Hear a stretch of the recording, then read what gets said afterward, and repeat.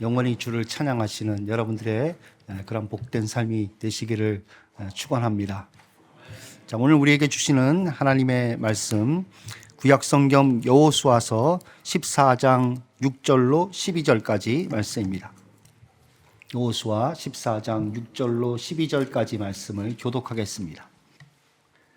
그때에 유다 자손이 길갈에 있는 여호수아에게 나아오고 그니스 사람 여분네의 아들 갈렙이 여호수아에게 말하되 여호와께서 가데스 바네아에서 나와 당신에게 대하여 하나님의 사람 모세에게 이르신 일을 당신이 아시는 바라.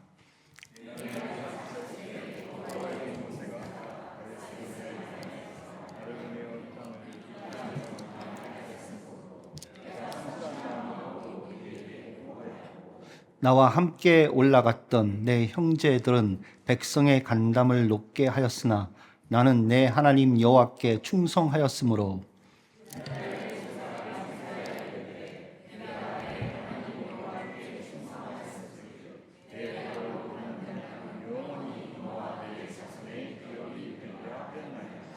이제 보소서 여호와께서 이 말씀을 모세에게 이르신 때로부터 이스라엘이 광야에서 방황한 이 45년 동안을 여호와께서 말씀하신 대로 나를 생존하게 하셨나이다. 오늘 내가 85세로 돼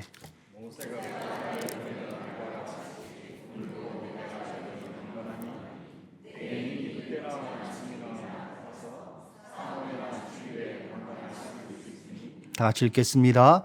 그날에 여호와께서 말씀하신 이 산지를 지금 내게 주소서. 당신도 그날에 들으셨거니와 그곳에는 아낙 사람이 있고 그 성읍들은 크고 견고할지라도 여호와께서 나와 함께 하시면 내가 여호와께서 말씀하신 대로 그들을 쫓아내리이다 하니. 아멘. 자, 우리 주변에 있는 사람과 인사하겠습니다. 반갑습니다. 네, 반갑습니다.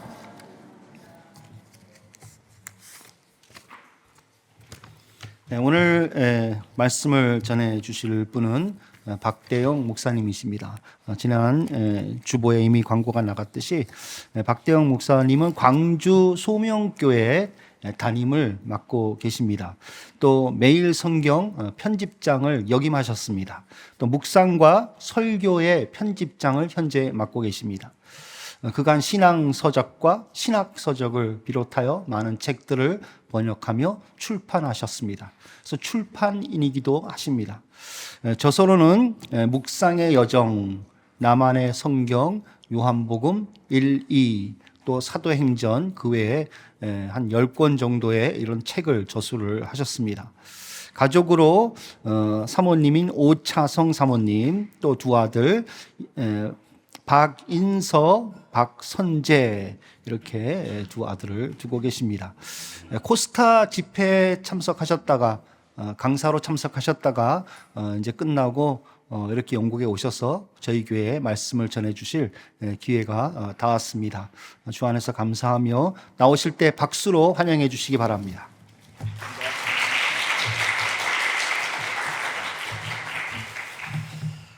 반갑습니다. 한 몇 년 만입니까? 네, 2019년인가요? 18년인가요?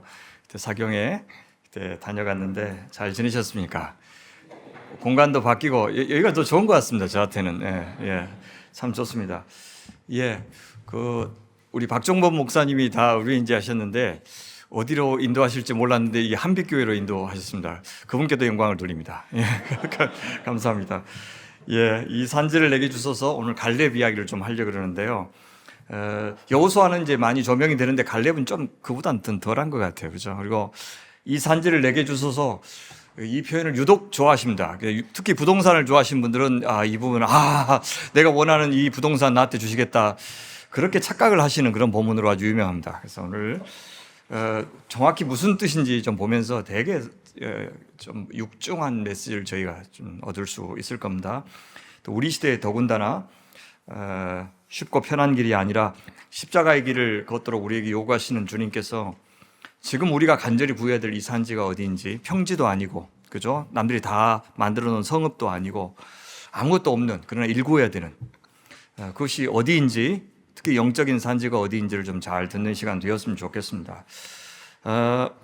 여호수아와 갈렙, 지금 이 본문의 나이가 85세 되니까 두 분은 멋지게 늙어간다는 것이 어떤 것인지 좀 잘 보여주는 모델입니다.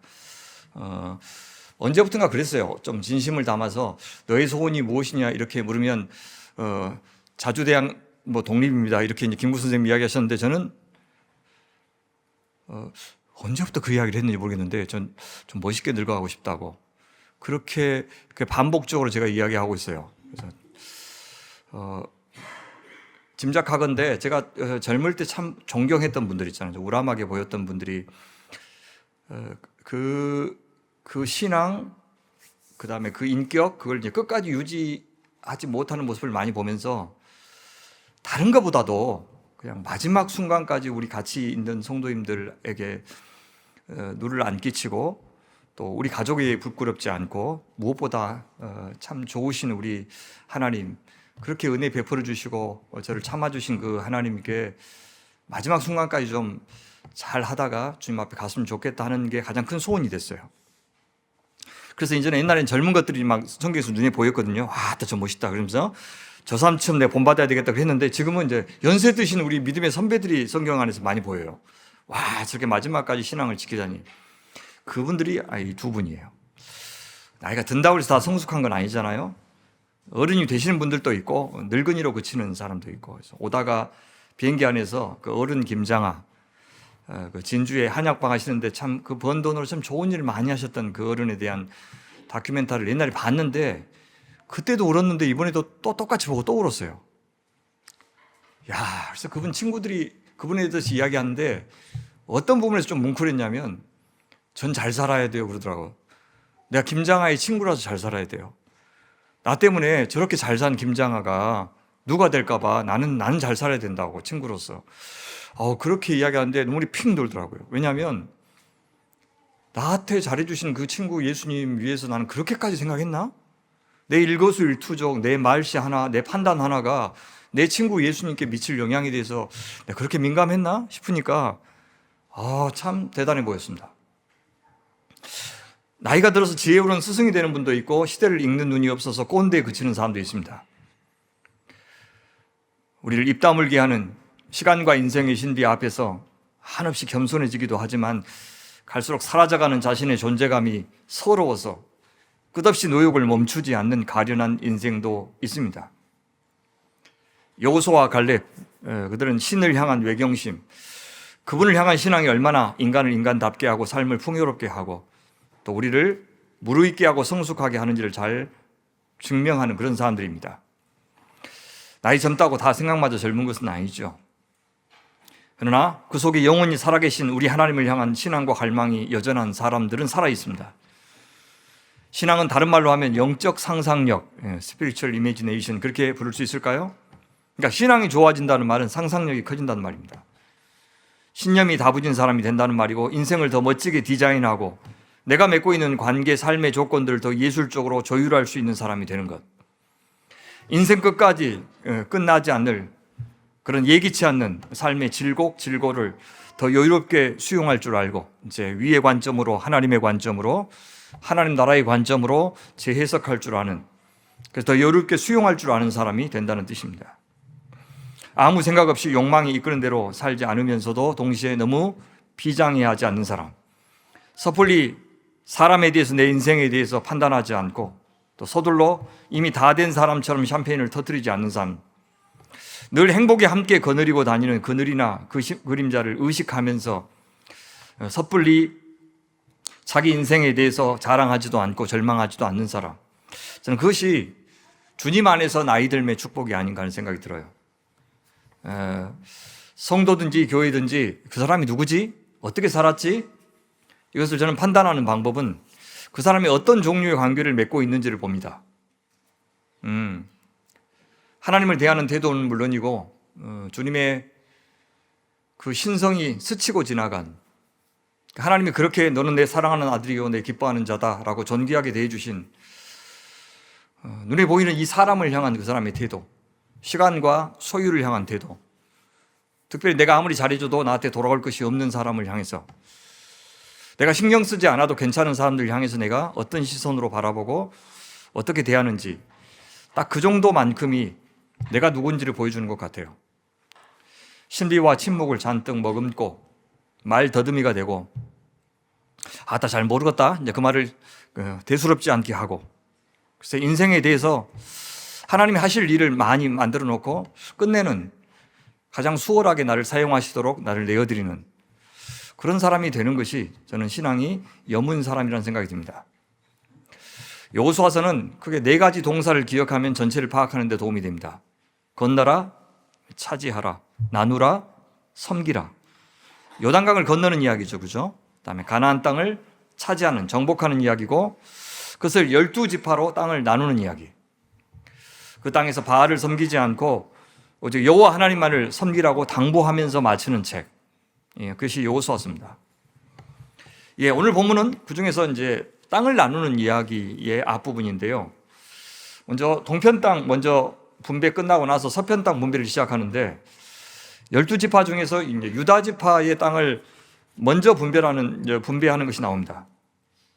그런데 그 땅 분배를 그냥 언급하는 것이 아니고 갈렙을 먼저 소개해요. 2번이나 소개해요. 갈렙 유다지파, 갈렙 유다지파. 그러니까 앞으로 전개될 모든 땅 분배의 가장 모델이 된 사람이 갈렙이다라고 하는 것을 보여줘요. 그러니까 요단강을 건너는 것도 믿음이 필요하죠, 그렇죠? 땅을 차지하는 것은 당연히 절대적인 약자이기 때문에 군사적으로 하나님을 의지하고 하나님의 전략을 따르지 않으면 안 됩니다. 그래서 모델 전투가 여리고성 전투고, 어떻게 하면 지는지를 보여주는 또 모델 전투가 아이성 전투예요. 그래서 여리고성 전투를 여러분 상상해 보시면 그것이 뭔 전쟁이다요, 그죠? 그냥 뭐 열쇠바퀴 돌고 와 하니까 와르르 무너져. 그렇고 쉬운 전투가 어디 있어요, 그죠?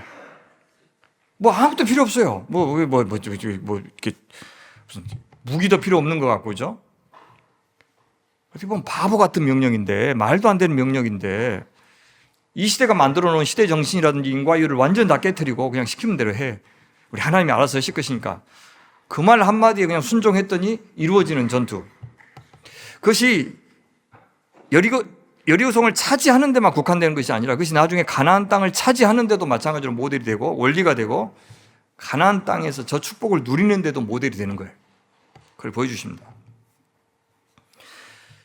차지하는 것뿐만 아니라 그 땅을 분배하는 데도 엄청 믿음이 필요해요. 그때 필요한 믿음이 뭐냐면, 저거 내 힘으로 차지한 것 아니다는 걸 기억하는 것이 믿음이에요.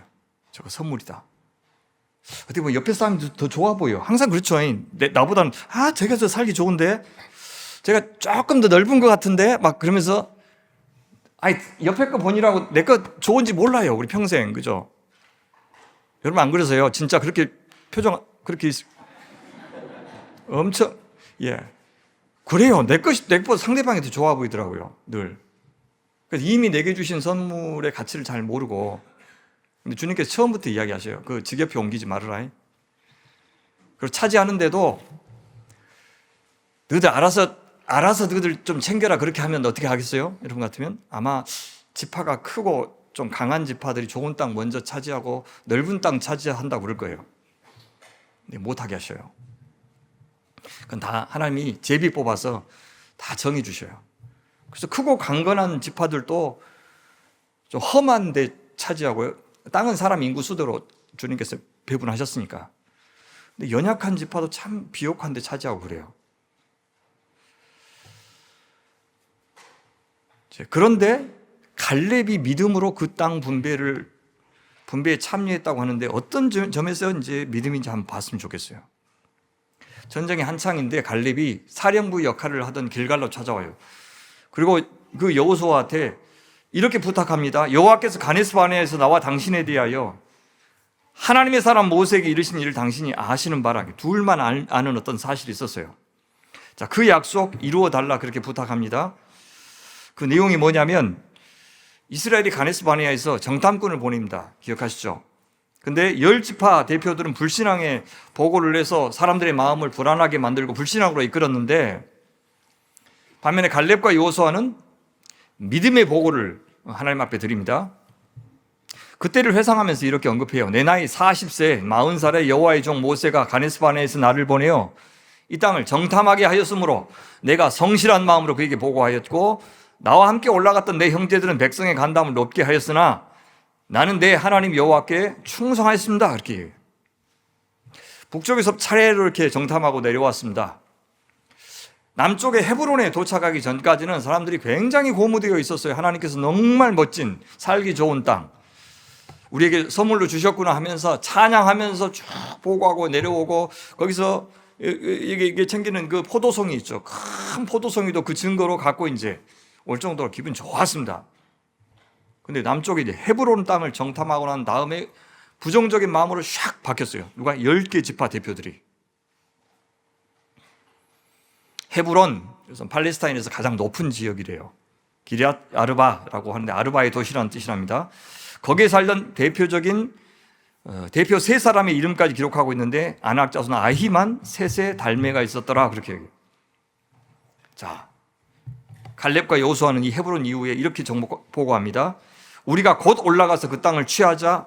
능히 이기리라. 이길 수 있다. 올라가자.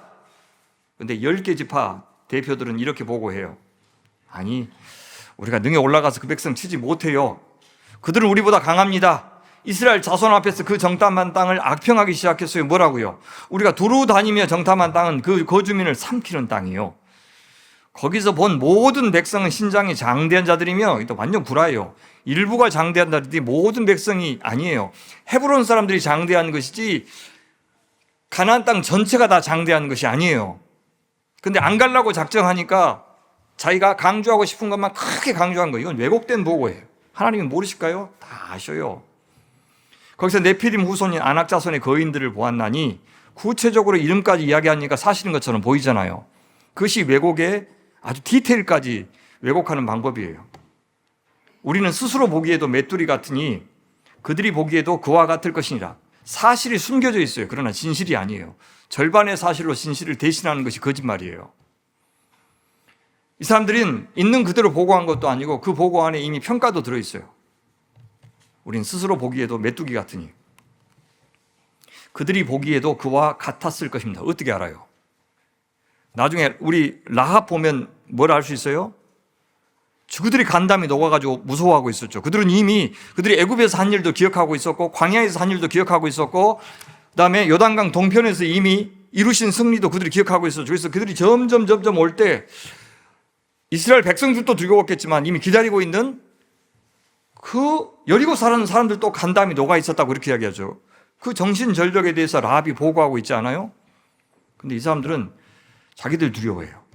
그들도 우리를 메뚜기같이 여기고 있을 것입니다. 그런데 헛똑똑들이에요. 믿음이 없는 사람들은 진짜 뭘 모르는 사람들이에요. 있는 그대로의 사실 가지고 물론 두려워할 것도 있어요. 두려워해야 그 두려움이 없으면 사람들이 건방져집니다. 그러나 하나님을 가장 두려워할 때 나머지 모든 두려움은 제자리로 돌아가게 돼 있어요. 결국 이스라엘은 10지파 지도자들의 보고를 따르기로 합니다. 그래서 안 들어가요.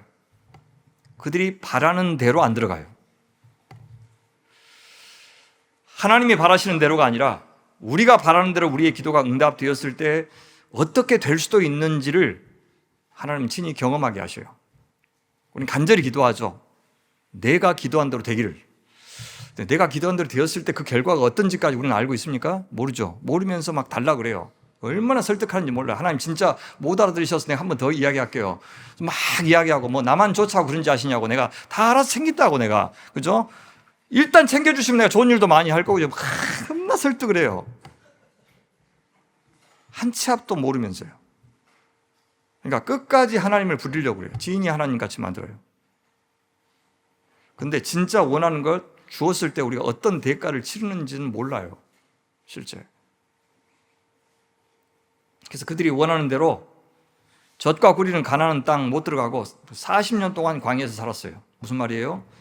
그들이 원하는 대로 되었을 때 그것이 40년이나 될지는 몰랐던 거예요. 하나님께서 아무리 우리에게 좋은 걸 주고 싶어도요, 내가 받을 믿음의 그릇이 없으면 못 받습니다. 왜냐하면 먹고 살기, 신간 편하게 살게 만들어주신 것이 하나님의 축복이 아니에요. 뭔 그럼 자기 백성들한테 이런 고난을 많이 주시고 광야를 걷게 하시고 약속 줘놓고는 불임의 조건을 주신답니까? 하나님 믿기만 하면 수월하게 얻는 그런 방법으로 인생 살아서는 우리는 사람 못 됩니다. 어떻게 하나님 존경하겠어요? 어떻게 옆에 있는 사람들 무시하지 않고 그 사람이 나하고 연결되어 있다고 생각하면서 그 사람들이 잘 못 살면 내 마음이 쓰이고 내가 뭐 한 것도 없는데 내가 잘 나가도 미안하고 미안해야죠. 내가 뭘 잘했다고 하나님 앞에 나는 이렇게 누립니까? 그런 걸 미안하게 생각해야 돼요. 신경 쓰여야 돼요. 그것이 하나님의 사람이라고, 그의 은혜를 아는 사람이고. 근데 하는 일마다 잘 되는데 뭐가 감사가 얼마나 나오겠냐고요. 하나님도 도와주셨겠지만 나도 할 만큼 했으니까 이거 얻어먹지. 아, 저것들은 가난해. 아니, 저것들은 게을러. 그죠? 내가 할 때 너는 못했어? 이렇게 하고 절대 온전히 은혜로 우리 하나님 앞에 못 돌리는 사람들이 우리입니다. 그러니까 기도는 권리이지만 동시에 우리 책임이기도 해요. 아무 기도나 해서는 안 됩니다. 무엇을 기도하는지도 중요하고 어떻게 기도하는지도 중요합니다.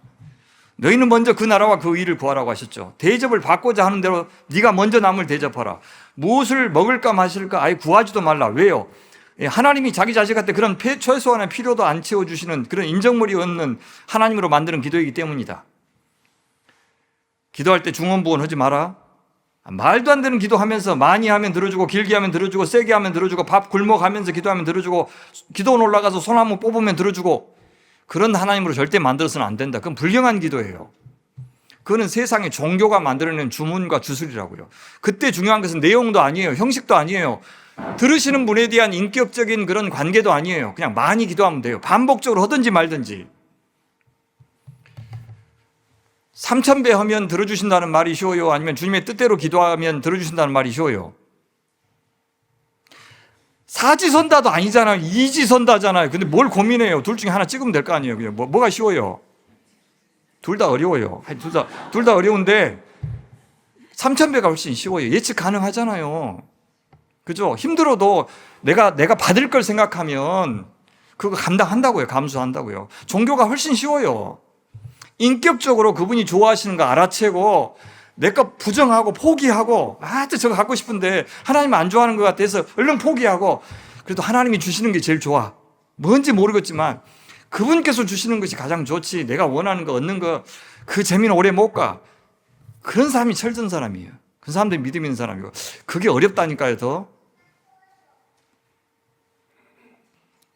다시 말씀드리지만 제가 화난 거 아닙니다. 그러니까 좀 가끔 그럴 건데 여러분 오해하지 않으셨으면 좋겠습니다. 여호수아와 갈렙은 백성들에게 거절당했어요. 근데 하나님은 두 믿음의 사람을 거절하지 않으셨어요. 우리의 순종이 그래서 당장 좋은 결과로 돌아오지 않는다고 해도 하나님께 순종하는 것이 결코 무의미하지 않다는 것을 바로 이 믿음의 선배들이 보여주는 겁니다. 자기 백성들한테는 거절당했을 때 하나님께서는 갈렙한테 따로 약속해 주신 것이 있었어요. 오늘 지금 그 약속을 상기시키는 겁니다. 그날에 모세가 맹세하여 이르되 네가 내 하나님 여호와께 충성하였은즉 믿어드렸은즉 그 말이죠. 네 발로 밟는 땅은 영원히 너와 네 자손의 기업이 되리라. 이것은 어디든 갈렙이 갖고 싶은 땅 그에게 주시겠다는 약속입니다. 모든 지파들이 있어야 될 것은 하나님이 정하셨지만 갈렙만은 그의 바람대로 허락하시겠다는 말이에요. 물론 유다 지파 땅은 하나님이 분배해 주시지만 유다 지파 땅 안에서 그 말이에요. 유다 지파 땅 안에서 있어야 될 곳은 갈렙이 정할 수 있다. 그 말입니다. 여호수아가 여전히 현역이었듯이 갈렙도 85세지만 여전히 현역이었습니다.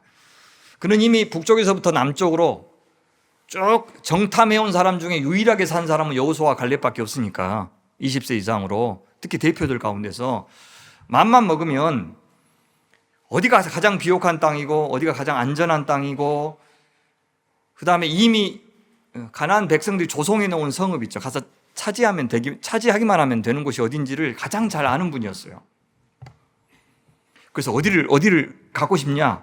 곧장 말을 안 해요. 자꾸 뜸들이면서 먼저 뭐라 그랬냐면 하나님께서 얼마나 그동안 이 45년 동안 자기를 지켜주셨는지를 먼저 이야기하고요.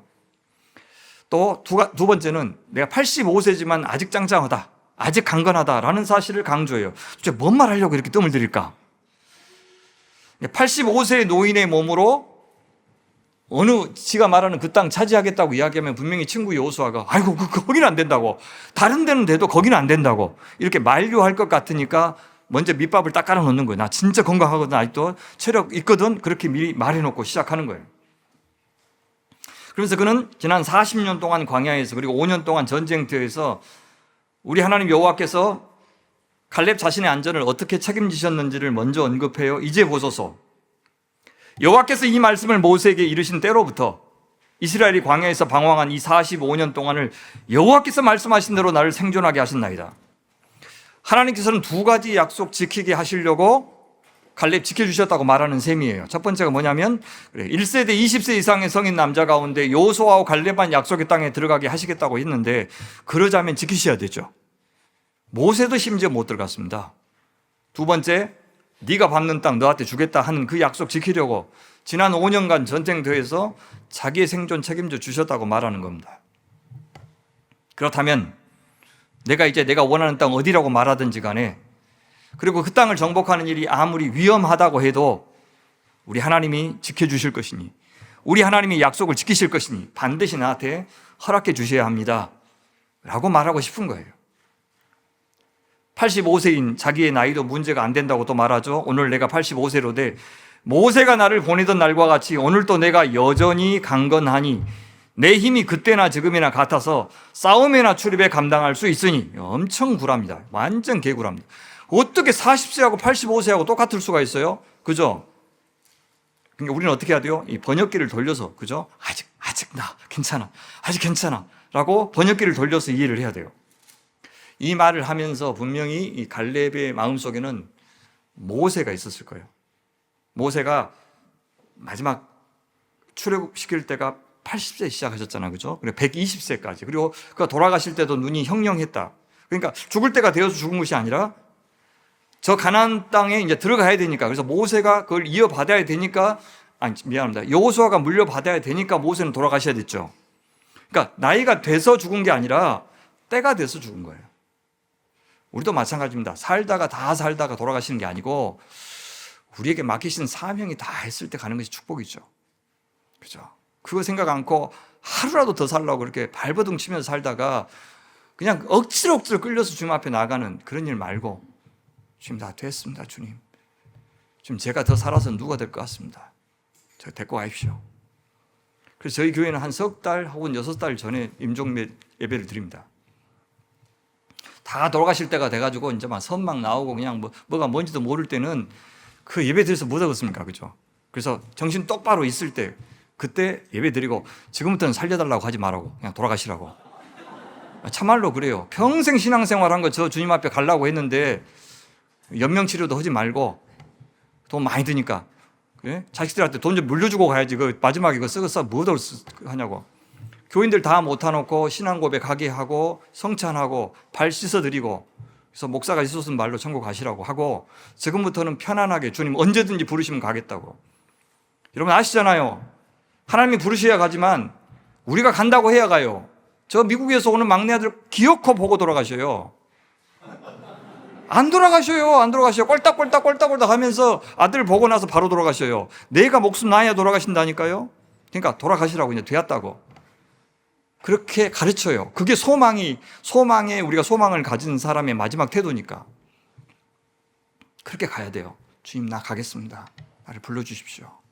됐습니다, 주님. 그래서 가겠다고, 내가 하겠다고 이렇게 이야기한 겁니다.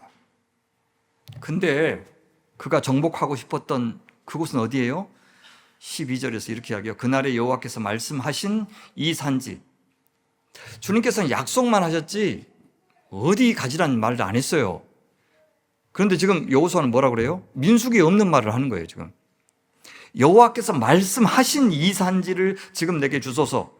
당신도 그날에 들으셨거니와 그곳에는 아낙 사람이 있고 그 성읍들은 크고 견고할지라도. 그러니까 엄청 힘들다는 거예요. 지금 정복하기가. 여호와께서 나와 함께 하시면 내가 여호와께서 말씀하신 대로 그들을 쫓아내리이다. 13절이 보니까 헤브론 산지라고 그래요. 헤브론의 그 넓은 땅 중에서도 아낙 자손 그 거인 족속이 살고 있는 그 산간지방 달라고 요구한 거예요. 비옥하고 이미 모든 것이 조성된 그것이 아니라 험한 그 산지를 내게 주십시오. 그래요. 다른 것은 몰라도 이 땅만은 내 손으로 정복하고 싶습니다. 갈렙이 요구해요. 이곳이 살기 좋은지 어쩐지 부동산 값이 나가는지 어쩐지 그게 관심이 하나도 없어요. 갈렙은 왜 이 땅에 대해서 유독 관심이 많습니까? 이 헤브론 산지를 그는 잊을 수가 없어요. 이스라엘을 공포와 절망으로 몰아넣었던, 불신앙으로 몰아넣었던 그 산지를 잊을 수가 없었어요. 적어도 갈렙은 가나안의 모든 땅 다 정복해도 어떤 세력 다 이겨도 이스라엘에게 지난 40년의 광야 생활을 안겨다 주었던 이 산지 헤브론, 또 그곳에 사는 아낙 거인 족속들을 정복하지 않는다면 진정한 승리가 아니라고 본 겁니다. 물론 다른 이스라엘 동료들이 돕겠지만 이 전쟁만은 자기가 앞장서서 싸우고 싶었어요. 그래서 자신의 건재함을 그렇게 증명한 이유가 그것입니다. 지난 45년 동안요, 이날만 기다렸어요. 이스라엘의 하나님에게 참혹한 굴욕을 안겨다 주었던 아낙 사람들, 그들이 있는 곳이 바로 이 헤브론 산지이기 때문입니다. 그는 그 수치를 준 세 지도자의 이름까지 여전히 기억하고 있어요. 아낙 자손 아히만과 세세와 달메. 그는 하나님께서 네가 밟는 땅 너한테 주겠다 약속을 하실 때부터 이 약속이 단지 믿음의 보고에 대해서 기뻐하면서 큰 상 주시겠다는 약속 정도로 듣지 않았어요. 그는 이 약속 하나님의 당부처럼 그는 들었던 겁니다.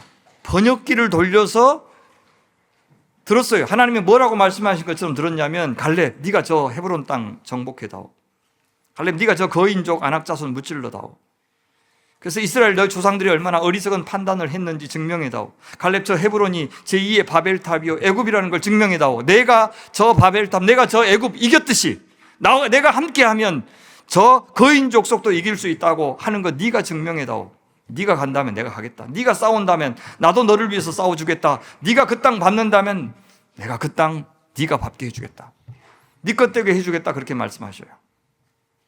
갈렙은 자기가 나이 많은 것을 어필하고 자기가 그동안 했던 공로를 내세우면서 어떻게든 살기 좋은 곳, 값이 나갈 만한 곳, 가장 편한 곳, 자식에게 물려주고 싶은 부동산 요구하지 않았어요. 왜 이 땅의 교회가 이렇게까지 망가졌죠?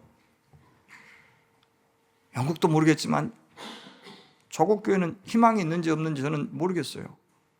하나님 참 좋으신 분이니까 여전히 참으시겠지만 교회 안에 그리스도인이 별로 보이지 않아요. 다 돈에 환장했어요. 한국 사회를 평등사회라고 그러죠. 아파트 평수하고 성적 등수를 제일 중요하게 생각하는 평등사회. 만몬주의와 물질주의의 완전 노예로, 모든 이데올로기 없어요. 무슨 이데올로기 어디 있어요? 다 돈이에요. 돈. 결국은 돈이에요. 천국 안 믿습니다. 그 사람들 안 믿어요. 자기의 목숨이 아침 안개와 같다는 것, 들의 꽃과 같다는 것 절대 안 믿어요. 주님 앞에 심판이 있다는 거죠. 믿는데 어떻게 그렇게 살아요? 안 믿습니다. 안 믿는데 어떻게 그리스도인이에요? 하나님의 사랑 감사하다고요.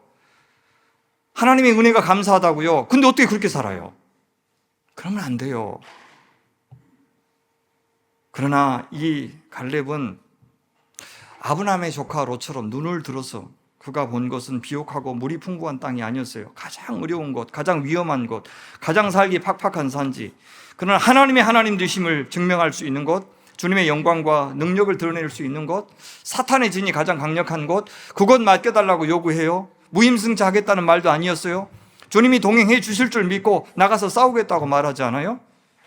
갈렙은 가장 하나님의 승리가, 하나님의 능력이, 하나님의 위대하심이 드러날 수 있는 조건을 스스로 선택한 겁니다. 누구나 승리할 것이라고, 잘해낼 것이라고 믿어 의심치 않는 사람들이 있고 조건들이 있죠. 우리 하나님께서 그런 사람들을 더 귀하게 쓰신다고 생각하고, 그래서 그들을 칭송하고 그런 조건들을 만들려고 부추기는 것이 사단이 가장 성공한 전략입니다. 하지만 좀 보세요. 하나님이 어떤 사람 쓰셨는지. 의도적으로 불임의 사람 선택하시고 의도적으로 광야를 걷게 하신 우리 하나님 아니십니까? 의도적으로 십자가라고 하는 가장 수치스럽고 어리석고 미련한 방법을 선택하신 그런 분이 우리 하나님 아닙니까? 그리고 너희들도 자기를 부인하고 자기 십자가를 져야 내 제자다, 그렇게 말씀하지 않으셨어요? 근데 정반대로 이야기하고 있잖아요. 저 사람 저렇게 공부도 잘하고 준비도 잘하고 그러니까 하나님 앞에 크게 쓰임 받을 것이다, 큰 일꾼 될 것이다. 그런 게 다 거짓말입니다. 사도 바울도 말씀하시잖아요. 고린도 교회 성도들, 너희들 중에 지금 믿는 사람 중에 지혜자가 어디 있느냐, 선비가 어디 있느냐, 우리 교인 중에 이 세상에 변론가가 어디 있느냐. 다들 모질이들만 모였지 않냐 그 말이야. 하나님께서 이 세상의 지혜를 미련하게 하신 것이 아니냐. 이렇게 세상이 거들떠보지 않는 사람들 데려다가 위대한 온 세상의 주권자이신 이 하나님의 일을 맡기시면서 그걸 통해서 세상에 똑똑한 사람들 지금 다 미련하게 만드신 것이 아니냐. 하나님의 지혜에 있어서는 이 세상이 자기 지혜로는 하나님 알지 못함으로 하나님께서는 어떻게 했어요? 자기 백성이 알아볼 수 있는 방법으로 자기 백성을 부르셨죠. 그 방법이 뭐라고 그래요? 전도에 미련한 것이 아니라 앞에 얘기했던 십자가의 방법이에요. 전도라고 하는 방법을 가리키는 것이 아니고 전도의 내용이 십자가를 가리키는 거예요. 그 십자가 구원의 방법이다라고 하는 것, 세상에 충만해 있는 사람들, 그래서 하나님 없이도 잘 살 수 있는 사람들은 안 받아들일 것이다 그 말입니다. 근데 마음이 상하고 통해한 자, 가난한 자, 그들은 알아볼 것이에요. 85세의 노인 갈렙은 거인 족속처럼 우람하지는 않았지만 그들보다 믿음은 훨씬 더 거대했고 튼실했습니다. 우리처럼 약하고 부족한 자들의 삶에서 주님은 당신의 능력을 드러내기 원하십니다. 이거 신앙의 역설이에요. 그래서 가난한 자가 복이 있고 애통하는 자가 복이 있고 핍박받는 자가 복이 있다고 하신 겁니다. 어린 아이와 같은 자들 가운데서 우리 같은 사람, 상하고 통해한 심령들, 기도하지 않으면 못 살 만큼 맺힌 것이 많은 사람들 가운데서 깨어지기 쉬운 질그릇 가운데서 주님은 당신의 역사를 이루십니다. 보호하이신 예수님, 능력의 예수님, 지혜의 예수님을 드러내십니다. 내가 약할 때 주님은 강함 되시고 내가 가난할 때 주님은 부요함이 되십니다. 그래서 갈렙의 관심은 45년 전이나 지금이나 오직 하나님이었고 하나님의 나라였어요. 그런 점에서 나이는 늙었지만 신앙만은 푸르름 그 자체, 청년의 기백이 살아있는 분이었습니다. 지금 헤브론 산지를 장악하고 있는 세력은 거인족 후손 아낙자손입니다. 무엇을 상징합니까? 그들은 하나님을 거슬러 대항하는 공동체의 상징입니다. 음녀 바벨론. 갈렙은 그곳이 존재하는 한 가나안 땅에 하나님 나라는 없다고 생각했어요. 왜? 하나님의 백성은 동시에 두 주인을 섬길 수 없기 때문에. 아낙자손들을 남겨두고 여전히 그들을 두려워하는 한, 그들을 의식하는 한, 그들에게 쩔쩔매는 한, 우리가 아무리 예배해도 하나님은 온전한 경배를 받으실 수 없다고 생각했어요. 그래서 다른 누구도 아니고 자기가 그 땅을 차지하겠다고, 그 땅을 점령해서 45년 전에 추락한 하나님의 명예 다시 회복해야 되겠다고 그렇게 나선 겁니다.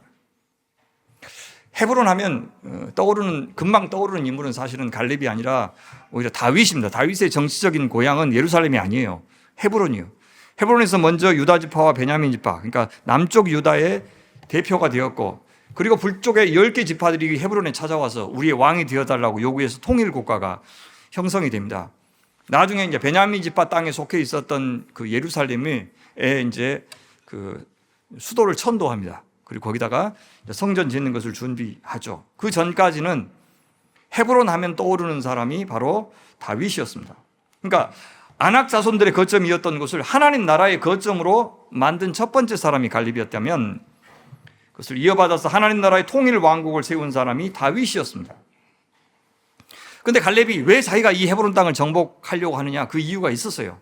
여러분, 이 헤브론 땅에 있는 것이 뭐냐면 막벨라굴 혹시 아십니까? 막벨라굴 처음 들어보셨어요? 막벨라굴, 이거는 겁나 중요합니다.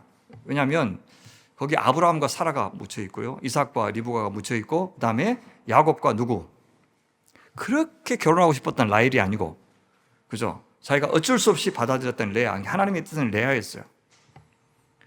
여러분도 원하는 사람과 결혼했지만 어때요? 이런 여자인지 몰랐고 이런 남자인지 몰랐죠, 그죠? 하나님이 정해 주신 사람이라고 생각하고 옆에 사람들 잘 사시기 바랍니다. 그러면 막벨라굴에 묻힐 수 있습니다. 라헬은 다른 데다 묻혔어요. 라마, 그죠? 라마에 묻혔고 여기 못 묻혔어요. 그 레아의 후손에서 유다가 태어나고 그 후손에서 예수님이 태어난 거 보면 하나님의 뜻하신 방향, 내가 바라고 원하는 것을 기어코 이루었을 때 참 행복이 있지 않다는 것을 보여주는 인물입니다. 어쨌든 막벨라굴, 그것이 헤브론에 있어요. 그건 단순한 무덤이 아니죠. 하나님께서 가나안 땅 주실 것 믿고 아브라함은 정말 바가지를 써서 그 비싼 값에 거기를 샀습니다. 거기에 아내 사례를 매장하고 자기도 묻혔어요. 믿음의 후손들도 묻혔어요. 특별히 야곱이 극적이죠. 애굽에서 죽었어요. 근데 유언으로 남기죠. 내 뼈는 저 막벨라굴에 묻어다오. 그렇게 유언할 정도였어요.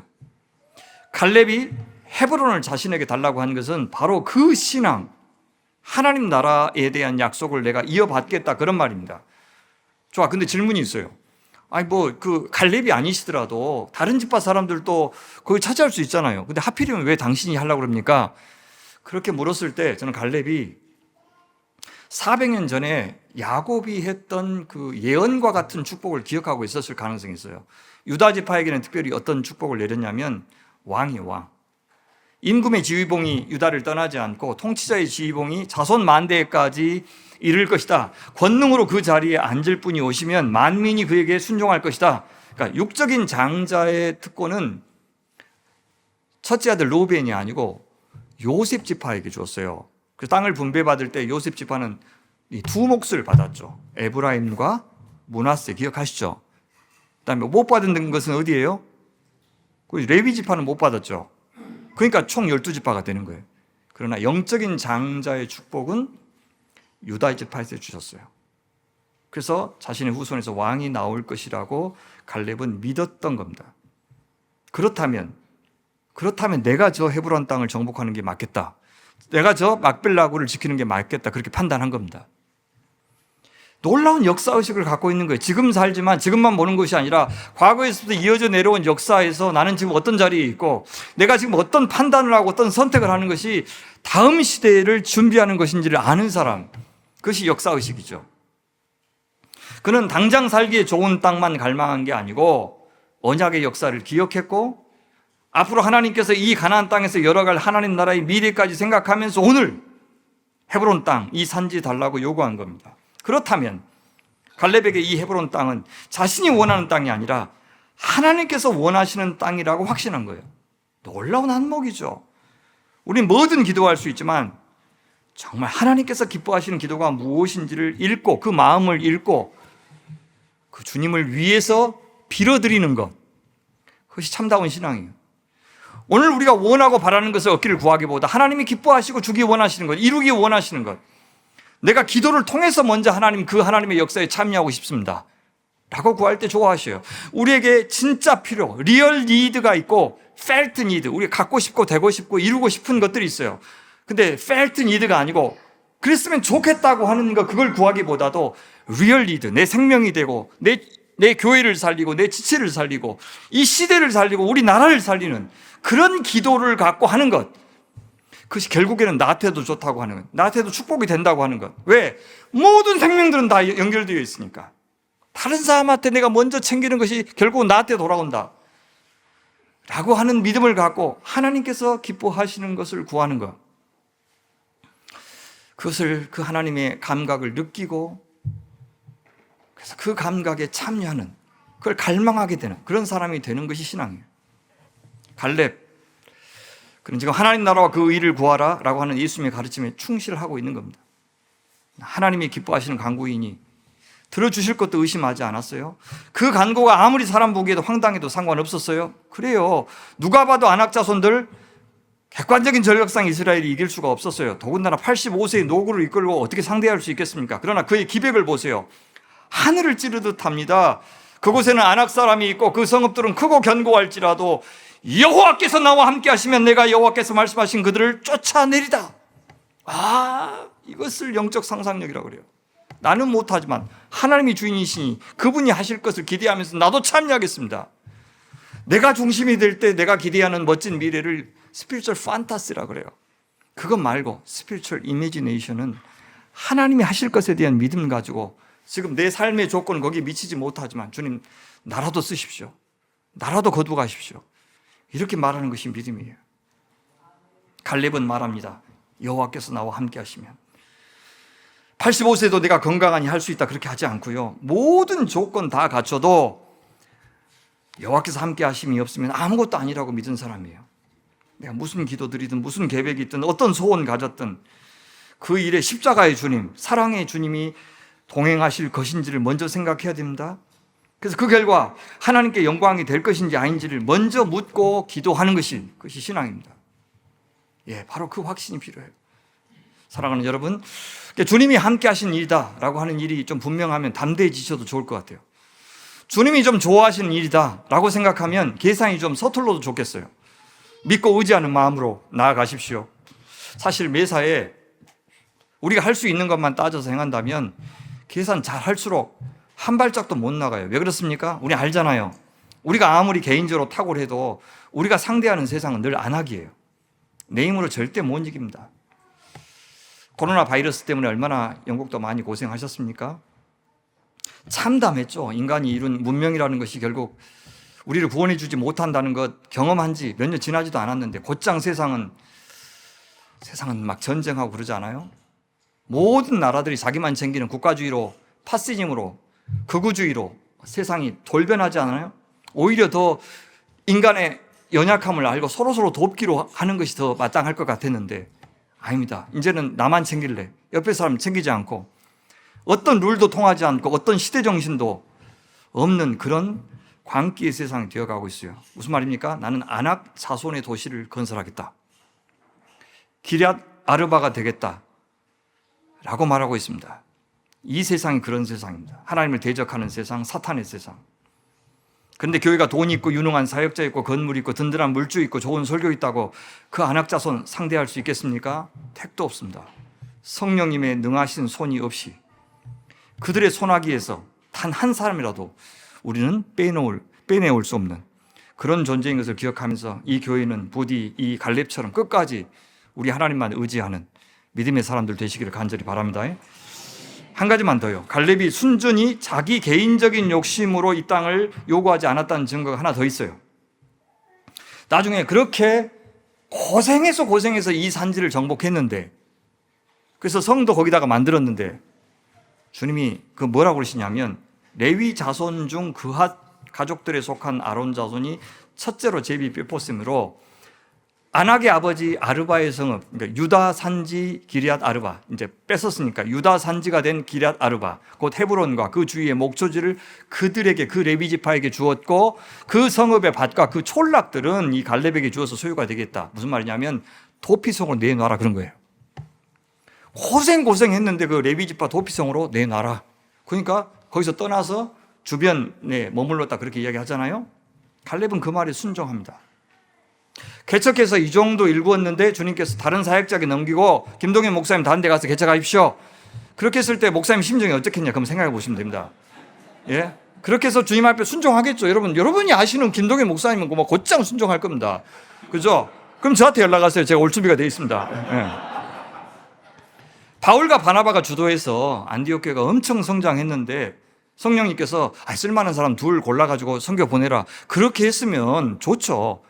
이름까지 딱 찍어가지고, 그죠? 바울, 바나바, 이 두 사람 보내라.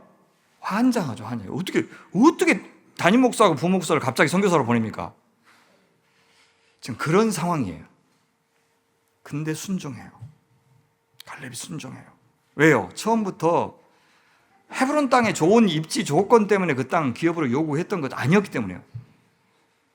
내가 갖고 싶은 땅을 얻어야 행복이 있는 것이 아니고 주님이 주신 곳이면 어디든, 주님이 있기를 원하시는 곳이면 어디든, 주님이 하라고 하는 일을 하면 무엇이든 그것이 복인 줄을 알았기 때문에 순종할 수 있었던 거예요. 근데 갈렙은 몰랐을 거예요. 자기 후손 유다 지파에서 나온 예수께서 메시아로서 온 인류의 도피성이 되어 주실 것임을 그는 몰랐을 거예요.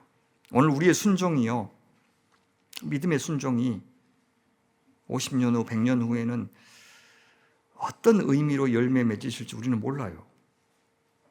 그래서 믿음은 서둘러 평가하지 않는 게 믿음이에요. 서둘러 의미를 부여하지 않는 거, 그냥 허락하니까 한 거예요. 하다가 무엇인지 모르고 그냥 뒤지는 거예요. 우리는, 그죠? 그냥 죽고 하나님이 알아서 그거 갖고 사용하시도록 내에 맡기지, 내가 그 의미 부여하고 막 자서전 쓰고 평전 쓰고 정기문 쓰고 그래가지고 뭐 기념비 세우고 그런 짓 그리 하지 말고 그냥 조용히 사라지고 없어지고 영향력이 없어지고 사람들의 시선에서 사라지고 기억해 주는 사람 없는 시절을 잘 견디는 것이 믿음의 마지막 절정이에요. 그렇게 주님이 다 하셨다 라고 고백하면서, 온 존재로 고백하면서 사라지는 것. 여호수아는 당연히 허락을 합니다. 그래서 헤브론이 갈렙의 기업이 돼요. 그것을 나중에 이렇게 기록하고 있네요. 헤브론이 기니스 사람 여분네 아들 갈렙의 기업이 되어 오늘까지, 언제 기록했는지 몰라도 오늘까지 이르렀으니 이는 그가 이스라엘 하나님 여호와를 온전히 붙쫓았습니다. 오늘까지 헤브론이 갈렙의 기업이 되었다는 것은 정복했다는 말이고요. 갈렙이 유능한 전사였기 때문이라고 후대의 후배들은 기록하지 않고, 여호와를 쫓되 온전히 쫓았기 때문에 아낙 자손들을 쫓아낼 수 있었다라고 평가해요.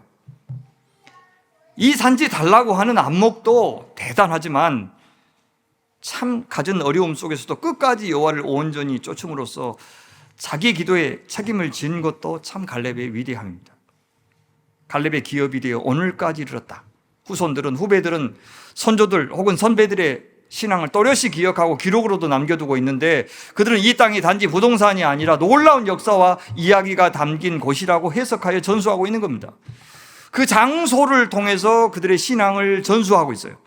건물만 남고 신앙의 이야기는 사라진 교회는 더는 교회가 아니죠. 그냥 부동산일 뿐입니다. 하지만 건물은 없어도, 우리 소유의 땅은 없어도 신앙의 이야기 전수할 수 있다면, 그런 가정이라면 바로 그것이 하나님 나라가 될 겁니다. 저는 이 한빛교회를 통해서 지난 30여 년 동안, 여기 당장 모여있는 수가 한빛교회의 역량은 아닙니다. 여기를 거쳐간 수많은 분들이 여기서 말씀을 듣고 기도하고 사랑을 받고 돌아간 분들이 어디에 흩어져 있든지 간에 거기서 자기 역할을 하고 있으면 그것이 한빛교회인 것이에요. 그래서 여기 이 부동산이 아니고 여기에 있는 이야기들을 전수하는 교회. 저자는 그 헤브론이 어떤 곳이었는지를 다시 소개하죠. 헤브론의 옛 이름은 기럇 아르바라. 아르바는 아낙 사람들 가운데서 가장 큰 사람이었더라. 그리고 그 땅에 전쟁이 그쳤더라. 이곳에서 두 이야기가 대결을 벌였다는 겁니다. 사랑하는 여러분, 이스라엘의 믿음의 거장 갈렙과 아낙 사람 가운데 키가 가장 큰 아르바. 여러분들은 둘 중에 뭘 원하세요? 믿음의 키를 이어받기를 위해서 기도합니까? 아니면 육신의 키를 이어받기를 위해서 기도합니까? 세상은요, 어디를 가나 저 돈이 많고 권력이 있는 아르바를 동경할 것이고, 우리에게도 그 세상에서 승자가 되라고 계속해서 부추길 겁니다. 그 세상이 바벨탑을, 아수르를, 애굽을, 바벨론을 만들었어요. 지금 이 광기 세상도 바로 그 사탄이 만든 겁니다. 그러니 우리는 세상이 뭐라고 하든지 간에 우리 그리스도인들은 이럴 때일수록 하나님 나라의 원리, 즉 사랑을 지지하고 평화를 지지하고 용서를 지지하고 정의를 지지하고 긍휼을 지지해야 됩니다.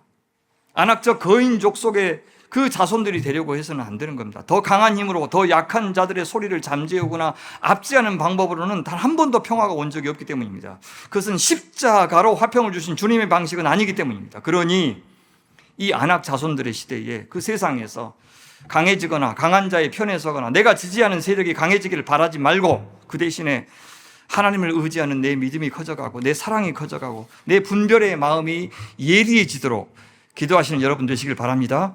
하나님이 함께 하시고 임재하실 만큼 그렇게 보기 좋은 성도들이 꼭 되시길 바랍니다. 갈렙을 배웁시다. 그는 늙었습니다. 왜소했을지 모릅니다. 하지만 그의 믿음만은 우람했습니다. 우리가 부러워하고 배우기를 바라는 것은 아르바의 장대한 키가 아니라 갈렙의 우람한 믿음이 되시길 바랍니다. 말씀을 맺겠습니다. 그런 사람이 믿음의 사람입니다. 자기 소원보다 하나님의 소원이 이루어지기를 원하면서 기도하고 사는 사람. 그는 자신이 어떤 역사를 살고 있는지를 아는 사람이었고, 다가올 역사를 위해서 자신이 어떤 고리 역할을 해야 되는지도 아는 사람이었어요. 오늘 또 갈렙 같은 사람 주님 찾고 계십니다. 이 산지를 내게 주소서, 주님이 함께 하시면 쫓아낼 수 있습니다. 이렇게 말할 수 있는 사람, 자기 몫은 챙기지 않고 거절한 채 끝까지 하나님의 사명, 하나님의 영광, 하나님의 명예에만 충실하고 신경 쓰는 사람. 이 신앙을 본받아 살아내는 한빛의 가족들 되시길 바랍니다. 오늘 여러분이 맡겨달라고 간절히 기도하는 이 산지 또 어디입니까? 크게는 이 런던 땅이 아마 당연히 여러분들에게 산지겠죠. 다음 세대가 또한 이 산지이지 않겠습니까?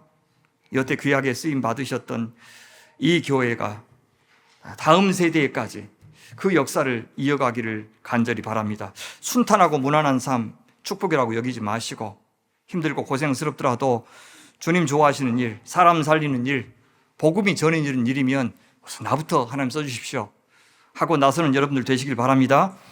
늙음을 핑계하지 말고 마지막 한숨까지 기도할 수 있을 때까지 주님 앞에 간구하면서 이 믿음의 역사의 대열에 참여하겠습니다. 그렇게 기도하는 여러분 되시기를 간절히 축원합니다. 기도하겠습니다. 하나님 아버지, 주님 우리에게 베푸신 은혜 절대 잊지 말고 잘 기억하고, 아무 가망 없는 우리들 살려주시고 사용해 주셨던 그 기적 같은 시간들 꼭 기억하고, 이제는 남은 시간 다 써도 그 갚지 못하는데, 늙으면 죽고 죽으면 썩을 삭신을 위해서 살지 않고 오직 영원하신 우리 주님의 나라와 주님의 영광과 또한 우리의 영생과 세우신 이 귀한 하나님의 교회, 한빛교회, 그 선교적 사명과 부흥과 회복을 꿈꾸면서 사는 신앙인들 다 되게 하여 주시옵소서. 이 무시무시한 세상 우리 힘만 갖고는 절대 안 되지만 주님께서 기뻐하시고 좋아하시고 함께 하시면 다 할 수 있다고 하는 믿음으로 마지막 순간까지 순전하게 온전하게 주님을 붙잡는 하나님의 사람들 다 되게 하여 주시옵소서. 믿고 의지하며 우리 구주 예수 그리스도의 이름으로 기도하옵나이다. 아멘.